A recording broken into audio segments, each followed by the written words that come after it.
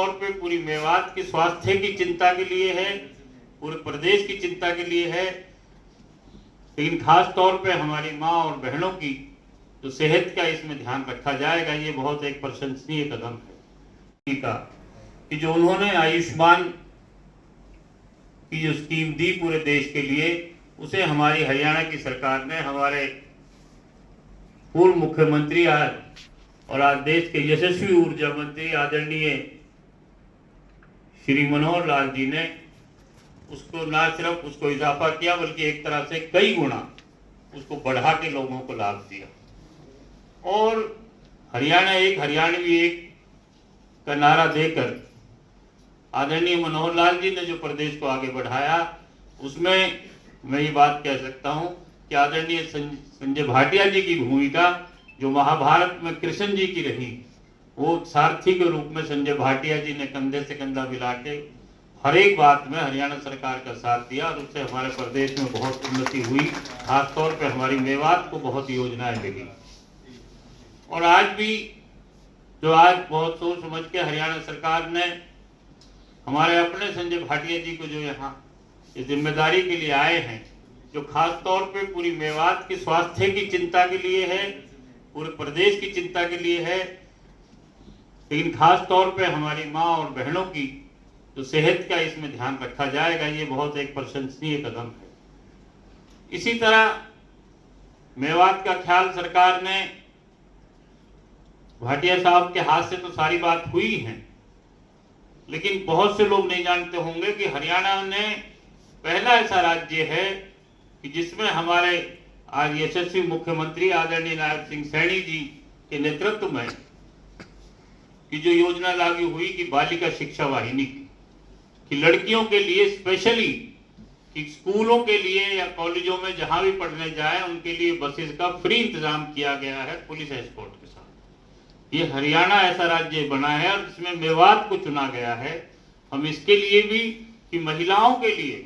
खास तौर पे ये योजना यहाँ दी गई है,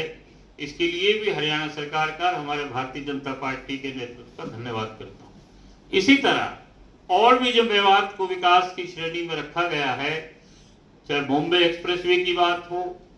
जो देश का सबसे बड़ा एक्सप्रेसवे बना और आज जो लाखों की जमीनें नहीं बिकती थी, आज करोड़ों रुपए में। इसी तरह शिक्षा के क्षेत्र में 200 बेड का हॉस्पिटल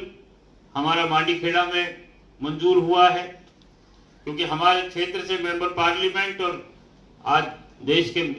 हमारे केंद्रीय मंत्री आदरणीय राव इंद्रजीत सिंह जी की सुपुत्री हमारी स्वास्थ्य मंत्री आरती राव जी खुद मेवात के लिए बहुत ध्यान करती हैं। नुहू के अंदर 100 बेड का हॉस्पिटल बन रहा है, ट्रॉमा सेंटर भी मंजूर हुआ है। और मेवात के लिए भाटिया साहब पहले से भी जहां स्पेशल कैडर बना हुआ है कि यहाँ डॉक्टर्स के लिए भी एक मेडिकल अलाउंस दिया गया है। लेकिन जो इसमें शिक्षा, आज स्वास्थ्य की बात हो रही है, और मैं अपने फर्ज में कोताही समझूंगा कि अगर मैं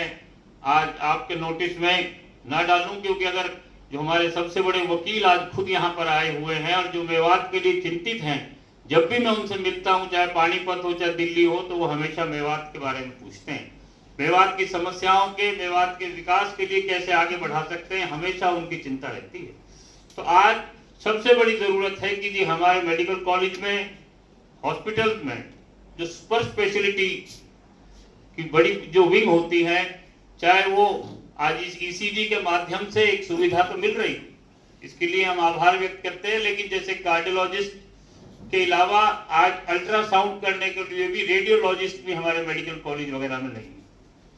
हमारे यहाँ न्यूरो के लिए कोई भी इसकी विंग नहीं है, न्यूरोलॉजी का डिपार्टमेंट भी नहीं है, हार्ट का भी नहीं है। तो आज क्योंकि मेवात में नहीं, मेवात के आसपास गुड़गांव, फरीदाबाद, पलवल, अलवर,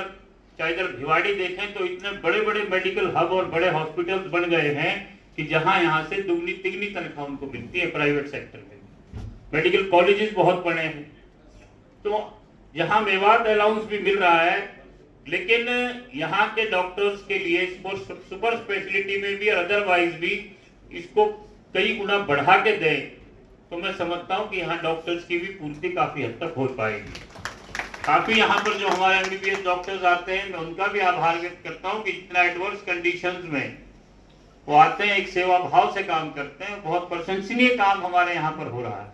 लेकिन ये चीज़ें उनके बियॉन्ड हैं, चाहे CMO साहब की बात हो, चाहे हमारे डायरेक्टर मेडिकल कॉलेज की बात हो, कि ये चीज़ें, क्योंकि जब गुड़गांव में उनको 5-5, 6-6 लाख रुपए मिल रहे हैं, रेडियोलॉजी में बढ़कर मिल रहे हैं, तो वो यहाँ पर 1.5 लाख, 2.25 लाख में नहीं आ सकते, और आ जाते हैं तो अपॉर्चुनिटी मिलने पे चले जाते के लिए हमारे यहाँ।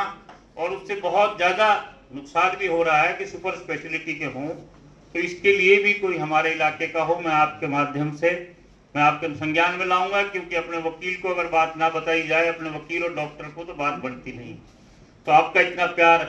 हमेशा रहा है और आज इसका मौका है, तो मैं आपके माध्यम से माननीय हमारे यशस्वी मुख्यमंत्री आदरणीय नायब सिंह सैनी जी का, कि जिन्होंने ये नई लॉन्च की है, और यहाँ मेवात की तो आपके हाथ से ही लॉन्च हो रही है, इसके लिए मैं उनका धन्यवाद करता हूँ और आपका भी आभार व्यक्त करता हूँ, धन्यवाद करता हूँ भी करता हूँ। और दिल की गहराई भाटिया जी ने सबको बताया, लेकिन हम सबको तो पता है कि मेवात से बहुत उनका प्यार हमेशा रहा है। मेवात के विकास में उनका बहुत बड़ा योगदान रहा है कि उन्होंने हर बात के लिए किया, इसके लिए उनके आभारी हैं। हमारे ज़िले के बहुत ही होनहार, और मैं भाटिया साहब को नोटिस में लाना चाहूँगा कि माननीय जो हमारे डी साहब हैं, वहाँ से तो भांजे हैं, लेकिन मेवात को बिल्कुल मेवात के बेटे की तरह वो सेवा कर रहे हैं। ऐसे हमारे माननीय उपायुक्त आदरणीय श्री बहुत ही जुझारू माननीय श्री सुरेंद्र पिंटू जी,